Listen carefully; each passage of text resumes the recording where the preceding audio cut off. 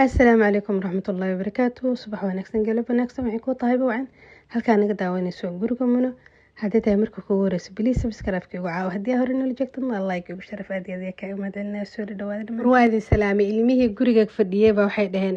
ilaaba waa in la geeyo meel lagu soo ciyaaro baska soo raacnay baan hofka imaanay baan hofka waxaan ka soo qaadanay tareenka waxa u soconaa marka meel caruurta ku ciyaaraan waatan aan gabadheeda soo jibinayno meeshaan idinka soo salaameena waxa u soconaa meesha caruurta kusoo boodboodayaan ilmaha haddii guri ku haysid waa ina masab inaa waxaysid geysid halkan baa la imaaday meeshaasaa lagu soo boodboodaya waqti lagu soo qaata iyagoo daalanaya almost 5 saacadood meeshaasaan ku jirnay ma daalan haddana maanta dhan meeshii way kusoo laalaabanayaan maasha allah tabaraka ilaahi qaafimad noo sii caruurtii rabbi raxmaan inta haysan ku arsaaq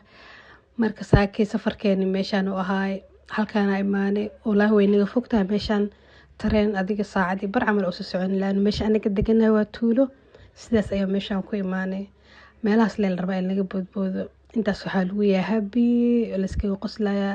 lagu baashaala soo koraa lagu dhaa meesha anigan meeshii baan ka daba kor xasuugaysaa sida ilmihii oo kale ka daba ordaa ilaa maanta dhan unaa waan daala baan ku hayaa marka ilmihii marka soo daalnay maqaaxida soo marnay qadan soo cunay iyo casho iyo quraac waxaan la kala garanay maadaama xilli dambana ay ahayd calooshii ma soo buuxsanay tareenkeena aan markaas ku soo dhacnay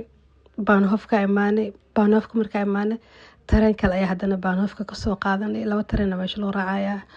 gurigeena ayaa imaanay